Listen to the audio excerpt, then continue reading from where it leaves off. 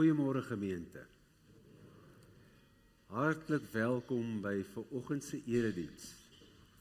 Vanoggend vier ons Palmsondag, die intog van Jesus in Jerusalem, die begin van groot lydensweek wat oploop na Donderdag, Witte Donderdag, waartoe ons uitgenooi word vir 'n erediens.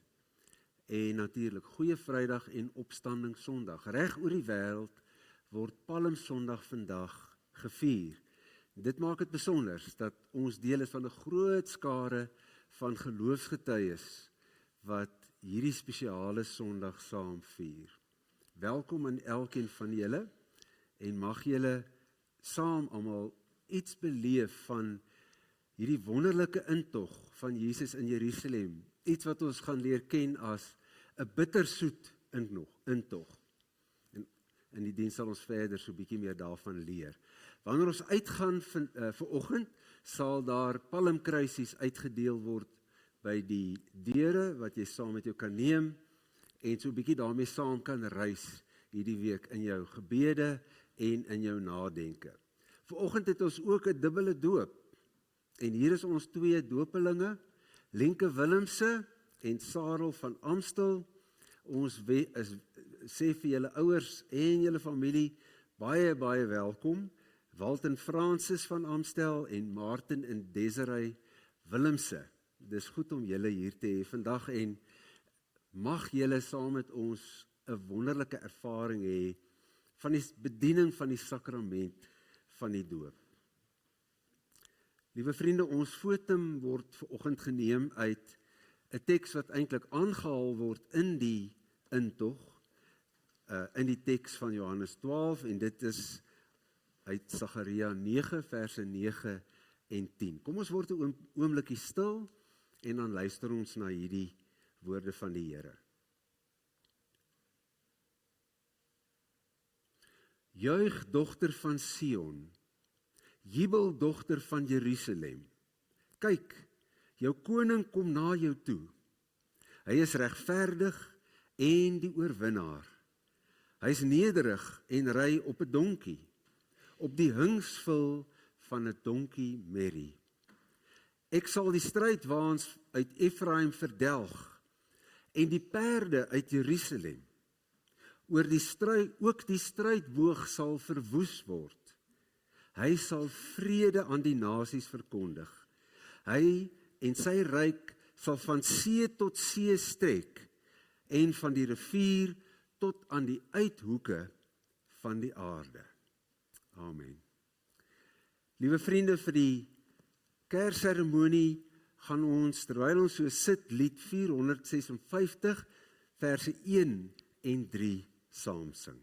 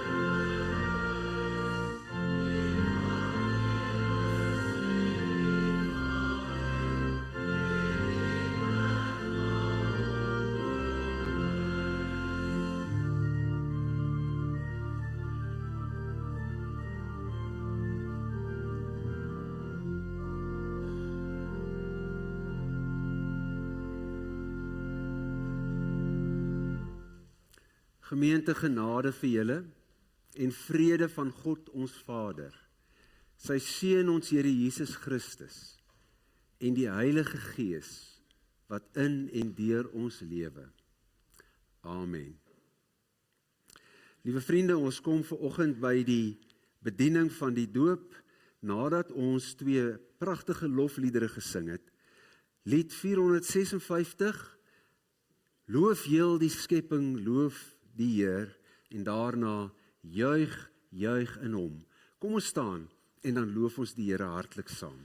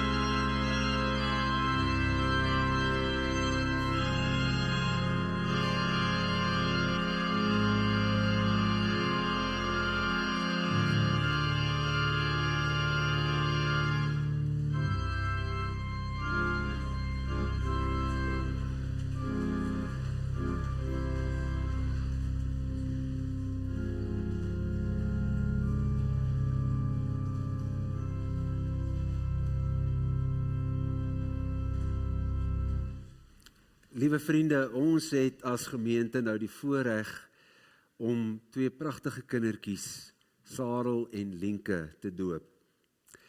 Die doop is eintlik nie iets wat net deur die dominee bedien word nie, dis die hele gemeente.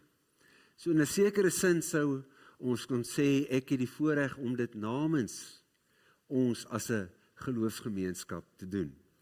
So ek vra dat Walten Francis van Amstel en Martin en Desiree Willemse vorentoe sal kom.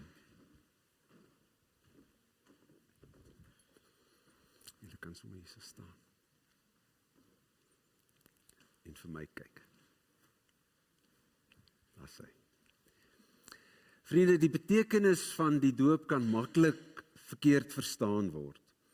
Die doop is nie net 'n mooi geleentheid of gewoonte wat ons ter wille van mense of tradisie onderhou nie. Dis ook nie 'n bygelowige handeling waardeur ons vir julle kinders teen gevaar en ongeluk wil beskerm nie. En die doop is ook nie 'n geleentheid waar Sarel en Lienke hulle name kry nie. Wanneer ons vanoggend vir Sarel en Lienke doop, moet ons die volgende verstaan en met ons hele hart daarop vertrou. Ons glo dat Christus se dood aan die kruis die enigste manier is waarop ons in 'n verhouding met Christus kan leef. Ons bely dat die doop 'n seël en 'n teken is van ons kinders se inlywing in die familie en die kerk van Jesus Christus. Sarel en Lienke is nou volledig deel van die Stellastraat geloofsfamilie. Die doop is 'n teken en 'n seël van die Here se genade verbond. Die water waarmee ons vir hulle doop is 'n sigbare teken van die reiniging van sy sondes en die lewe wat ons in en saam met Christus het. Die doop gaan oor God. God wat na ons toe uitreik. Met die doop beloof die Here dat hy julle kinders se God en verlosser is. Wanneer ons vanoggend God se naam oor hulle uitroep, bevestig ons dat God self aan klein Lienke en Sarel verbind en dat hulle aan God behoort. Tweedens vier ons die doop van Sarel en Lienke se inlywing in die kerk, in hierdie gemeente. Hy is nou volledig en sy is volledig lidmaat van hierdie geloofsgemeenskap. Dit is hulle familie, 'n plek om te behoort. Ek behoort aan die Here en ek behoort aan hierdie geloofsfamilie en natuurlik die groter geloofsfamilie van God reg oor die wêreld. En daarom gaan ons as gemeente ook aan die einde ons verbintenis verwoord teenoor hierdie kindertjies. Ek gaan nou die doopvrae aan julle stel en dan gaan ek vir julle die geleentheid gee om julle eie doopbelofte te maak. Eerstens, glo julle dat ons en ons kinders, ondanks ons sonde, deur God in genade aangeneem is? Glo julle dat die evangelie alles bekend maak wat nodig is vir ons verlossing, soos belig in ons belydenis? En beloof julle om julle kindertjies te leer wat die doop beteken en te laat groot word in die geloofsgemeenskap van Christus? Wat is hier op julle antwoord, Walt en Francis? En Martin en Desiree? Vriende, ons gaan nou dat die kindertjies ingebring word, Lienke en Sarel, en ons vra dat terwyl dit gebeur, ons net so bly sit en lied 287 se eerste en derde verse gesing word. En ek vra dat enige familie of vriende wat by julle wil aansluit, ook hier voor kom staan, al maak ons hierdie ruimte vol, dan is dit ook goed so. Kom ons sit net so en dan sing ons.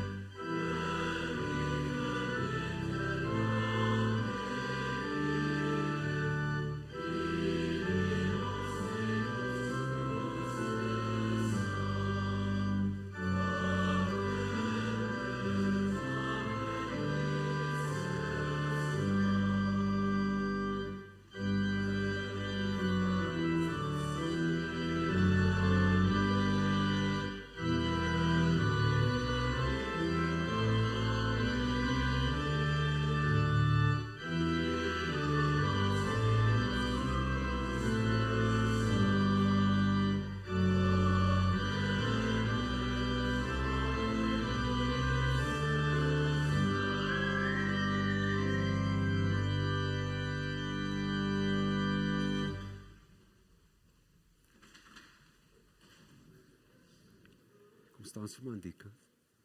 Kan julle maar kom.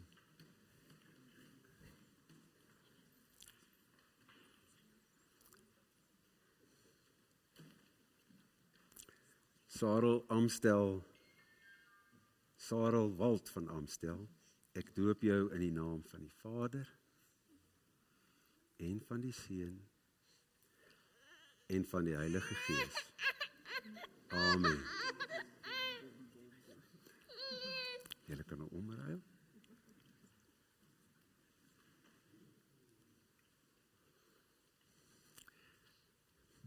Kom staan julle aan die kant, dan kan julle makliker. Sy is besig. Sy kyk sommer. Linke Willemse, ek doop jou in die naam van die Vader en van die Seun en van die Heilige Gees. Amen. Kom ons bid saam. Here ons God, wat 'n ongelooflike voorreg om te weet dat U na ons toe kom in die doop, dat U Uself kom gee in Christus, dat U vir ons vrymaak van enige bande van sonde of eie sinnigheid wat ons mag bind. En dat U hier sê op die helderste moontlike manier dat hierdie twee kindertjies, Sarel en Lenka, aan U behoort. Ons bid vir hulle ouers en hulle grootouers en die uitgebreide families wat almal hierdie bedding vorm waarin hierdie pragtige kindertjies gekultiveer en gevorm kan word tot U kinders. Ons bring aan U al die lof, die eer en die aanbidding in Jesus se naam. Amen. Gemeente, ons gaan ook nou die geleentheid hê om ons verbintenis te maak tot hierdie kinders.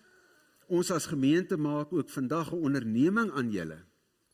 Ons as gemeente ontvang vir Sarel en Lenke as deel van die gemeentefamilie.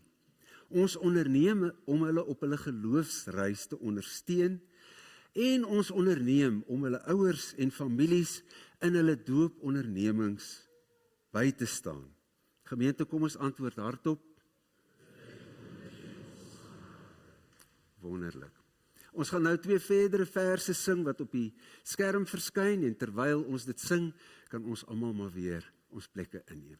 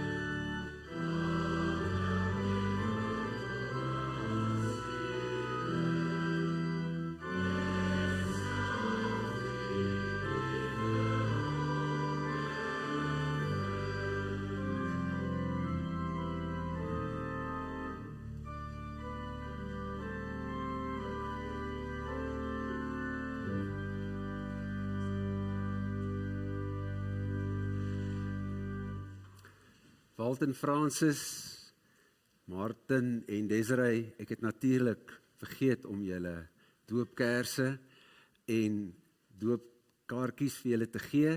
Ek wens ek kon sê dat dit die eerste keer in my bediening van 31 jaar is wat ek dit doen, maar ongelukkig nie. So gemeente, julle moet maar gewoond raak aan my. Julle kan na die tyd kom, dis nie asof julle dit nou gemis het of misgeloop het nie, dit is hier vir julle. Julle kan na die tyd kom. Liewe vriende, ons skriflesing kom uit die baie bekende Johannes 12 vers 12 tot 19 oor die intog van Jesus in Jerusalem. Dit is een van daai verhale wat in al 4 evangelies verskyn en dit beteken dat dit 'n baie ou verhaal is wat oor en oor vertel is en ernstig opgeneem is. oomblik as jy iets kry wat in al 4 evangelies is, want elkeen kies mos hulle eie invalshoek en goed wat hulle beklemtoon. Maar wanneer jy iets soos hierdie in al 4 die evangelies kry, dan beteken dit dat dit vir die vroeë kerk ongelooflik belangrik was. Kom ons sluit die oë en dan bid ons saam.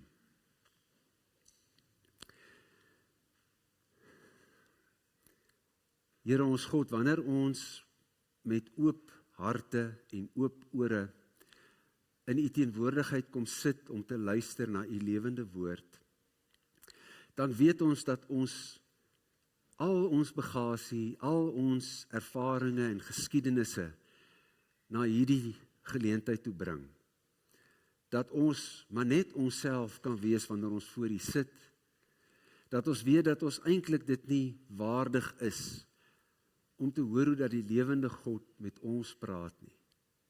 En tog weet ons, omdat Christus homself vir ons gegee het en in ons plek gekruisig is en opgestaan het uit die dood, omdat oor ons lewens die kruis en opstanding van Jesus geskrywe staan, ons hierdie vrymoedigheid mag neem. Dankie vir die genade daarvan. En daarom maak ons lewens oop en ons sê, Here, spreek nie net tot in my verstand in nie net tot in my hart nie, maar ook in my lewe. Spreek nou, Here, want u dienaars luister. Amen. Johannes 12, ek lees vanaf vers 12. Die volgende dag het die groot skare wat vir die fees gekom het en wat gehoor het dat Jesus na Jerusalem kom, palmtakke gevat en hom tegemoet gegaan en aanhoudend uitgeroepe, Hosanna, geseënd is hy wat kom in die naam van die Here en die koning van Israel. En Jesus het 'n donkie gekry en daarop gaan sit, soos daar geskrywe staan, moenie vrees nie, dogter van Sion, kyk, jou koning kom, hy sit op 'n donkievul. Hierdie dinge het sy disippels eers nie verstaan nie. Maar toe Jesus verheerlik is, het hulle onthou dat hierdie dinge oor hom geskrywe staan, dat hulle dit vir hom gedoen het. Die skare wat by hom was, toe hy Lazarus uit die graf geroep en hom uit die dood opgewek het daarvan getuig.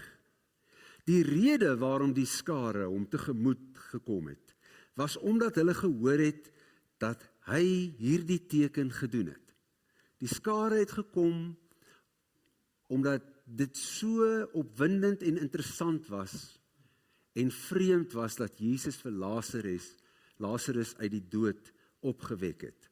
Daarop het die Fariseërs vir mekaar gesê, sien julle dat julle niks bereik het nie? Kyk, die hele wêreld loop agter hom aan. En hulle het dit natuurlik nie op 'n goeie manier bedoel nie. Alhoewel in Johannes se perspektief dit toe nou ironies is, want uiteindelik is dit die goddelike perspektief op Jesus se intog en koms na hierdie wêreld. Vriende, ek wil begin praat oor verwagtinge. Ons almal se lewens is deurtrek daarvan. Jy het vanoggend hiernatoe gekom met 'n verwagting. Jou hele lewe is deurtrek daarvan, van verwagtinge.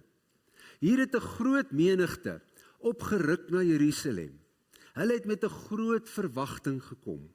Vanaf vers 9 lees ons dat 'n groot skare Jode verneem het dat Jesus daar was, en nie ter wille van Jesus alleen nie, maar sodat hulle ook vir Lazarus kon sien wat hy uit die dood opgewek het. Jy vind al klaar iets van 'n dubbele verwagting. Nie net 'n verwagting om Jesus te sien en te beleef nie, maar ook hierdie opwindende wonderwerk wat plaasgevind het, toe Lazarus uit die dood opgedaag het. Die groot verwagting is eintlik ten nouste verbind met die wonderdade, die wonderwerke van Jesus. Ons lees dat hierdie menigte 'n koning verwag het, 'n soort koning, 'n soort Messias, wat hulle van die Romeinse onderdrukking sou bevry het. En die palmtakke wat hulle gewaai het, was nie onskuldig nie. Dit was nie palmtakke wat noodwendig gelei het tot die suiwer uitspraak van die Hosannas nie. Want palmtakke in Israel was 'n teken van hulle nasionalistiese trots, van hulle oorwinnings en hulle voortbestaan as 'n nasie. Nie iets wat noodwendig vereenselwig was met wie Jesus was nie, maar met hulle verwagting van wie Jesus sou wees. Ons lees van die begin van Johannes af, van hierdie groot verwagting van wonderwerke, dat die mense daardeur meegesleer was. Ons lees in Johannes 6 van die vermeerdering van die brood, en ons lees dan in vers 14, toe die mense hierdie wonderteken sien wat Jesus gedoen het, het hulle gesê, hy is werklik die profeet, die een wat na die wêreld toe moes kom. Maar watter prentjies het hulle in hulle kop gehad? Want uiteindelik sou hierdie verwagtings, Johannes 2, Johannes 6 en reg deur die Johannes Evangelie, hierdie verwagtings wat hulle van Jesus gehad het, as die messiaanse koning, wat soort van as 'n militêre leier vir hulle sou bevry, uiteindelik sou hierdie verwagtinge lei tot die dood van Jesus. Wat wil ons van Jesus hê? Wat wil ons hê as ons kerk toe kom of kerk toe gaan? Ons het 'n klomp verskillende goed wat ons wil hê. 'n Klomp verwagtinge, maar hulle is nie noodwendig verwagtinge wat Jesus vir ons wil gee nie. Dit wat ons verwag, wil Jesus nie noodwendig vir ons gee nie. Met ander woorde, ons sit ook maar met ons verwagtinge van Jesus. En daar's baie. Een van die verwagtinge wat ons baie dikwels van Jesus het, is dat Jesus die probleemoplosser is. Ek gaan na Jesus toe met my probleme, en Jesus los die probleme op. Die een wat vir ons gee wat ons wil hê. Hoeveel mense se gebede is eintlik maar beperk tot 'n inkopieslys of 'n nooduitroep wanneer daar siekte, bekommernis of nood is. Die prentjie wat ons van Jesus in ons koppe het, is dikwels 'n projeksie van ons eie verwagtings, wat ingestel is op of belyn is, nie met wie Jesus regtig was nie. Ons verwagtinge is dikwels 'n projeksie van ons eie begeertes. Ons wil hê Jesus moet iemand wees, vir my. En dit is nie te sê dat ons in die kol is met daai verwagting nie. Maar Jesus troef hierdie verwagtinge. Vers 15 sê, en dit is nou in hoofstuk 6, toe Jesus merk dat hulle hom met geweld koning wou maak, het hy eerder verder die berg opgegaan, en dan staan daar, hy alleen. Met ander woorde, so vroeg as Johannes 6, wou hulle vir Jesus al koning maak. So toe hy hier in Johannes 12 inkom in Jerusalem in, en hulle uitroep na hom as koning, is dit nie die eerste keer wat die mense hierdie verwagting gehad het nie. Maar in Johannes 6 vers 15 staan daar, hulle wou dit met geweld doen. So sterk het hulle daaroor gevoel. In Johannes 2 vers 23 tot 25 lees ons, en dit is met 'n vorige Paasfees. Johannes sê vir ons, Jesus was by 3 Paasfeeste. Jy sal 3 Paasfeeste in Johannes kry. Hierdie is die laaste een. Maar by 'n vorige Paasfees lees ons, terwyl Jesus vir die viering van Paasfees in Jerusalem was, het daar baie mense tot geloof in hom gekom. Hoekom? Omdat hulle die wondertekens gesien het wat hy gedoen het. Maar met hom en op hom het hulle hom nie verlaat nie. En hy het geweet hoe hulle almal is. Daai is ongelooflike belangrike woorde. Jesus het geweet hoe hulle is. Hy het nie nodig gehad dat iemand hom iets van 'n mens moes vertel nie, want hy het geweet hoe mense is. Jesus het voortgegaan terwyl hy weet wat mense se verwagtinge is. Hy het Jerusalem ingegaan terwyl hy geweet het hoe die mense is. En dan is daar die intog.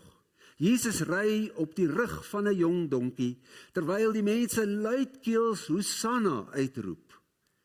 Maar hierdie Hosannas was nie belyn met die ware karakter van Jesus nie.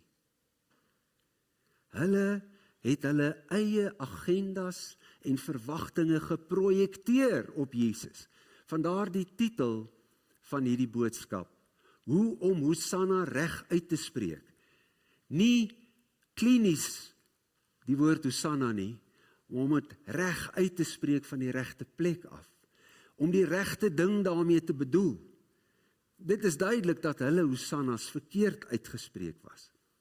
En hier kom Jesus in, en hy word getref deur enorme en wyd uiteenlopende verwagtinge van mense. Hoe reageer Jesus daarop? En hou in jou agterkop, hoe reageer jy op die verwagtinge van mense? Jesus kon aan hulle verwagtinge voldoen, en hy kon vir hulle gee wat hulle wou hê. 'n Oorwinnaar op die rug van 'n oorlogsperd, iemand wat hulle sou lei tot 'n magtige oorwinning oor die Romeine wat hulle in die see kon lei. Of Jesus kon hierdie verwagting van hulle aanspreek op sy eie terme. Ek dink julle weet wat een het hy gekies. Gaan ek voldoen aan julle verwagtinge, of gaan ek julle verwagtinge aanspreek deur trou aan myself te bly? Want Jesus volg nie die agendas van mense se verwagtinge nie. Jesus volg ook nie jou en my verwagtinge nie. Dalk het Jesus eintlik ook nie veel van die skare verwag nie, want hy het geweet wie hulle is. Hy het geweet wat hulle verwagtinge is. Hy het dit diep deurkyk. En so het Jesus geweet dat hulle Hosannas nie die tipe Hosannas was wat hy verdien het nie, wat na hom toe moes gaan nie. 'n Mens sou in 'n sin kon sê, met respek, Jesus het hulle Hosannas nie vreeslik ernstig opgeneem nie. Baie keer is dit ook so met ons in ons verhoudings, nê? In ons verhoudings met die een vir wie ons lief is. Veral in die begin is ons verlief op die ideaal van die persoon wat ons in gedagte het. Ons is verlief op hom of haar wat moet weet wat ons eintlik wil hê hulle moes wees. Ons eie begeertes en verwagtinge projekteer ons op die een vir wie ons met wie ons in 'n verhouding gaan. Is ons verhoudings gebaseer op wie daai persoon regtig is? Ek praat nou van menslike verhoudings. Of is ons verwagtings die projeksie van wie ons wil hê hy of sy eintlik moet wees? Wie hy regtig is, wie sy regtig is, of wie ek wil hê hy en sy eintlik moet wees? Wie ek so graag wou hê hy of sy moet wees. Kyk, dit gebeur ook mos met kinders, nie, as hulle tieners raak. En hulle agterkom dat pappa en mamma toe nou nie voldoen aan al my verwagtinge nie, en dan natuurlik, as hulle tieners het, ontwikkel hulle die buitengewone vermoë om verbaal uitdrukking daaraan te gee. So Jesus kon kies hoe hy sou reageer, of die mense se verwagtinge, of om trou te wees aan homself. En wanneer Jesus dan uiteindelik trou is aan homself, dan is daar ontnugtering. Die Engelse praat van disillusionment. Die illusie is verpletter. Dis 'n skokkende ervaring. Jesus is toe nie die militêre Messias op die rug van 'n oorlogsperd nie. Hulle kon dit nie regkry om hom met geweld in Johannes 6 koning te maak nie. Jesus het net van hulle af weggeloop teen die berg uit alleen, want daar was 'n totale breuk tussen wie hy regtig is en wat hulle van hom verwag het. Ook die disippels, in die besonder lees ons van Judas en van Petrus. Ons sien dat hulle verwagtinge ook die projeksies van hulle eie begeertes en verwagtings was. Eerder as om te verwag dat Jesus homself sou wees. Hy was iemand anders as wat hulle verwag het. Hy was iemand anders wat hulle wou hê hy moes wees. En uiteindelik is dit nie net hulle verwagting nie, maar ook al die ander Jode en mense se verwagtinge van Jesus, wat letterlik tot sy dood gelei het. Hulle maak iemand dood, omdat hy nie is wat hulle graag wou hê, hy moes wees nie. Want Jesus het gekom om homself weg te gee vir ons sondes. Daarom kom hy op die rug van 'n jong donkie vul. Absoluut die teenoorgestelde van 'n oorlogsperd. Nederig en eenvoudig. Met ander woorde, Jesus ontmasker dit. Hy stap in daai verwagting in en hy spreek daai verkeerde verwagting aan met 'n simboliese daad van, luister, dis nie wie ek is nie. Na die wonder van die vermeerdering van die brood, sê Jesus in Johannes 6 vers 26, dit verseker ek julle, julle soek my, nie omdat julle die wondertekens gesien het nie, maar omdat julle van die brood geëet en versadig geword het.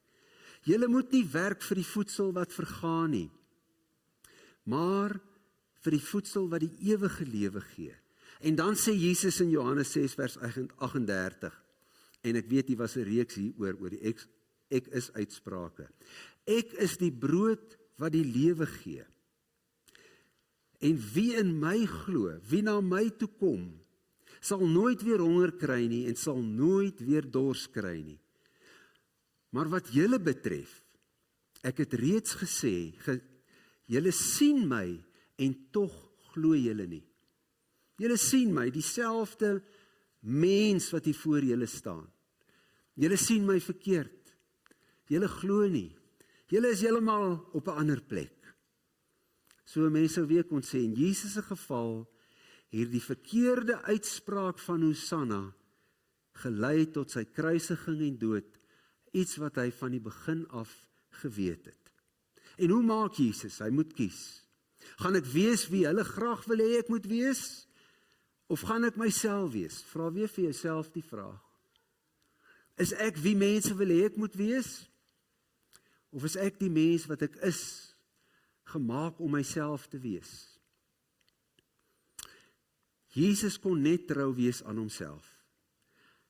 En Johannes 13 sê dit so mooi. Dit gee die rede. Dit gee die rede vir waarom Jesus net homself kon gee op sy eie terme. Daar staan, hy het hulle tot die uiterste toe liefgehad. Tot die uiterste toe liefgehad. Daarom moes hy trou wees aan homself. Moes hy bereid wees om hulle te leer te stel en hulle self oor te gee aan die ontnigtering. So ten spyte van die feit dat Jesus weet wat die verwagting daar is, wanneer hy daar inry, draai hy nie om nie. Hy vermy dit nie. Hy ry binne in hulle verkeerde verwagtings in. Hy het tog Jerusalem ingegaan. Is dit nie ongelooflik nie? Ten spyte van die verkeerde uitspraak van die Hosannas, ten spyte van die verkeerde verwagtinge, gaan hy nog steeds. Hy gee homself weer en weer vir mense wat nie regtig verstaan het wie hy is nie. Hy gee homself weer en weer vir mense wat nie wou hê hy moes dit wees wat hy was nie. Ten spyte van ons skewe en selfsugtige en verkeerde verwagtinge, vriende, gee Jesus homself vir ons. Waarom? Ons lees daarvan in die voetewassing. Voor die viering van die Paasfees het Jesus reeds geweet dat die tyd vir hom gekom het om van hierdie wêreld af na die Vader toe oorgegaan. Hy het sy eie mense wat in die wêreld is liefgehad, hy het hulle tot die uiterste toe liefgehê. Goddelike liefde, onvoorwaardelike liefde, liefde wat nie terugdeins van jou en my selfsugtige verwagtings nie, ons verkeerde verwagtings nie. Omdat hy lief is, kom hy steeds na ons toe. Gee hy ons steeds self, giet hy homself vir ons uit. En dit maak dat Jesus hom vir hierdie skare kan gee. Dat hy homself vir die disippels kan gee. Dat hy homself vir die wêreld kan gee. Maar altyd op sy terme. En aan die einde van die Johannes Evangelie vra die opgestane Jesus vir Petrus 'n vraag. En onthou, hy vra hierdie vraag nadat hy vroeër in die evangelie vir hom gesê het, jy gaan my verraai. Jy gaan eers later verstaan wie ek is, en dan gaan jy my volg. So vroeër in die evangelie, voor Jesus se kruisiging, het Petrus nog nie verstaan nie. Hy het nog nie verstaan nie. Hy wou nog 'n ander Jesus hê, daarom sê Jesus vir hom, jy gaan my verraai. Jy is nie gereed om my te volg nie. Dan word Jesus gekruisig. Hy staan op uit die dood en daarby gaan ons verder aansluit op opstanding Sondag. Dan gee Jesus hom weer 'n kans, want nou die disippels het die ontnugtering beleef. Hulle is geskok tot in hulle skoene. Ons lees in Markus evangelie, die disippels het weggehardloop. Die mense wat ons so idealiseer, kon dit glad nie verwerk nie. Hulle kon glad nie hulle verwagting van Jesus vereenselwig met iemand wat doodgaan nie. Hulle hardloop weg, hulle is ongelukkig, totaal ontnugter. Miskien is so ontnugtering goed, want van daai ontnugtering af kan ons verstel word, kan ons herbelyn word met wie Christus regtig is, wie hy regtig is. So hier aan die einde van Johannes evangelie het Jesus nou na sy kruis en opstanding verskyn aan die disippels en dan vra hy die hartroerende vraag vir Petrus. Hy sê, het jy my lief? Het jy my lief? Het jy my lief? En dan sê Petrus, ja, ek het u lief. Want dis wat gebeur, wanneer jy anderkant die ontnugtering kom. Wanneer jy die een vir wie jy lief het, aanvaar vir wie hy is, Christus. Wanneer jy jou man of jou vrou of jou lewensmaat nie meer idealiseer en probeer druk in 'n rigting van wie jy hom of haar graag wil hê nie, maar wanneer jy haar aanvaar vir wie sy is, en nie net met moeite en met pyn nie, maar met liefde, dat dit later veel wonderlik is, dat hierdie mens, wat ek nie kan voorspel of beheer nie, hom of haar self is. Want eintlik wil ek in 'n verhouding wees met iemand, wat hom of haar self is, en nie na my pype dans nie. Wie wil so 'n Christus volg? Wie wil 'n selfgemaakte Christus volg? Vriende, dit is die paadjie uit. Christus wat ten spyte van ons verwagtings, ten spyte van ons verkeerde uitspraak van Hosanna, homself vir ons gee, uit liefde.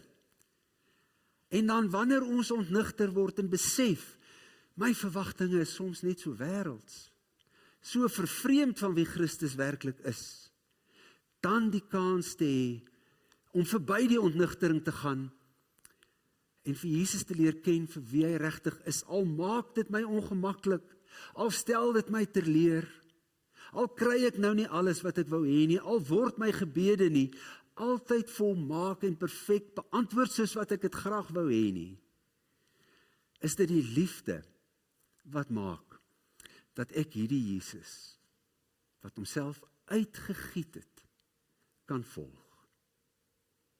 Eers dan, soos Petrus, kan ons hom volg. Amen. Kom ons bid saam.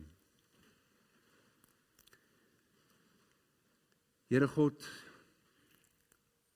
ons sit gestroop voor U vanoggend. Elkeen van ons moet maar bely dat ons ergens langs die pad of selfs nou ons eie verwagtings projekteer op U, ons eie begeertes. En dat ons eintlik wil hê, U moet die Jesus wees wat vir my gee wat ek wil hê. Wat moet wees soos wat ek wil hê, U moet wees. En saam met die skare, saam met U getroue disippels, moet ons erken dat dit soms vals en verkeerd is. Dat ons eintlik met iets anders, 'n ander Jesus in ons koppe te doen het, as wie Jesus regtig is en in die Nuwe Testament was. Kom verstel ons perspektief, Here. Kom bring ons na U voete, waar ons met oop harte vir U kan sê, Here, wees U vir my wie U is. Ek onderwerp my aan u ware karakter. Maak met my soos wat u wil. Ek gee oor. Ek volg u. Omdat u in die eerste plek lief is vir my, al is my verwagtinge krom en skeef, kan ek antwoord met my eie liefde en opnuut bely, Here, ek is vir u lief, net omdat u uself is en trou is aan uself. En dat u my daarom ook vry maak as 'n gewone mens, om so te lewe. Trou aan myself. Nie iemand wat dans na die pype van ander mense nie. Maar om dit met liefde en sagtheid te doen. En nie met woede en irritasie nie. Maar soos wat u dit gedoen het. Weer en weer self uitgietend. Om myself weer en weer te gee vir u en vir my medemens. En om my maats, my lewensmaat, my vriende en familie te geniet. Juis omdat hulle nie is soos wat ek hulle wou hê nie, maar soos wat hulle is. Ons loof en ons prys u, Here. Hosanna, loof en prys Jesus Christus, die Seun van God, wat gekruisig is en wat opgestaan het vir ons en vir my. Amen. Liewe vriende, ons het nou geleentheid om die Here te dien met ons liefdegawes.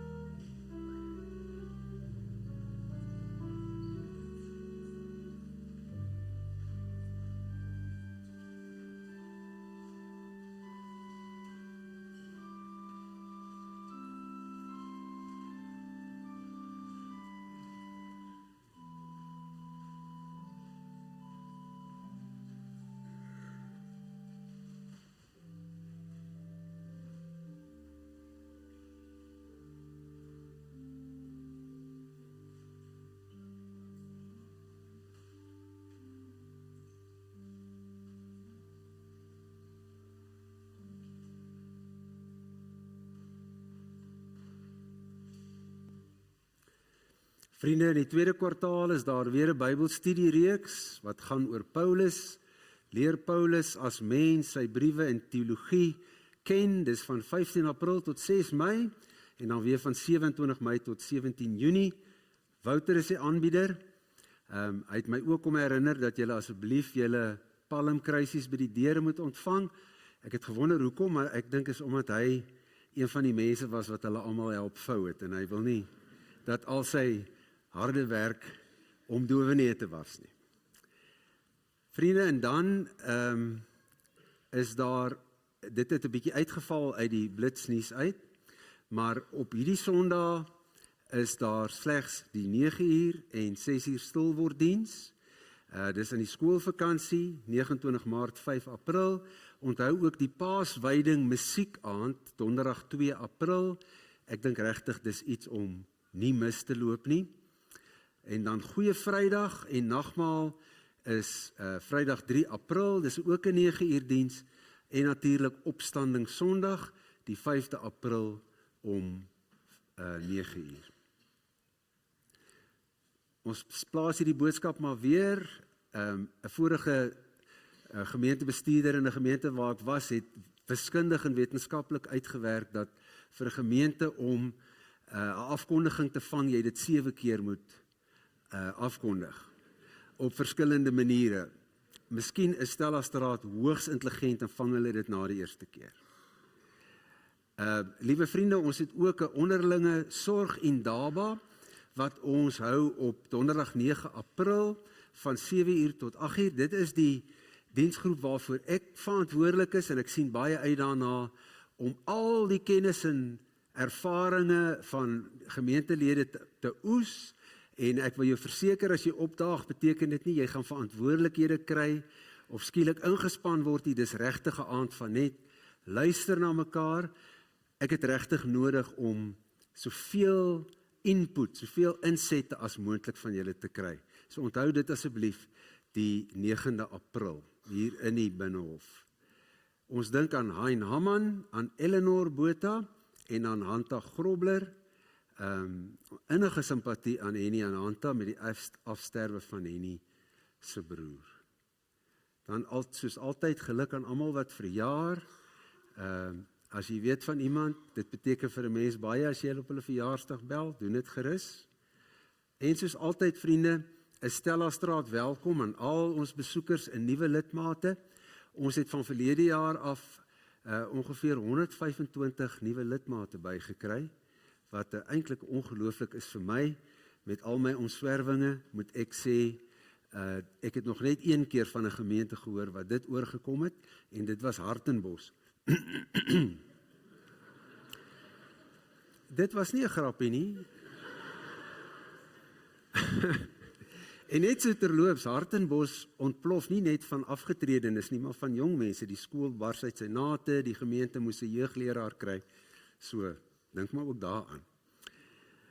Goed vriende, ons kom aan die einde van hierdie diens. Mag jy 'n geseënde Palmsondag hê. En ons gaan nou afsluit met 'n pragtige lied. Bring aan die volke die boodskap van hoop en bevryding. Kom ons staan en dan loof ons die Here saam.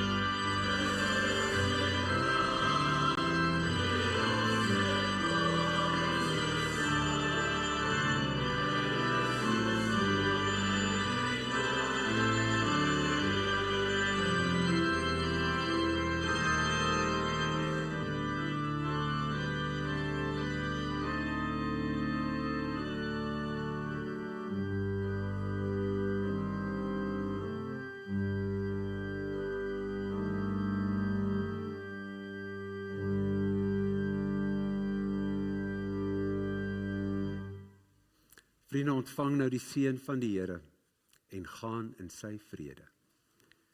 Die genade van ons Here Jesus Christus, die liefde van God ons Vader en die gemeenskap van die Heilige Gees is en bly met elkeen van julle, van nou af tot in alle ewigheid. Amen.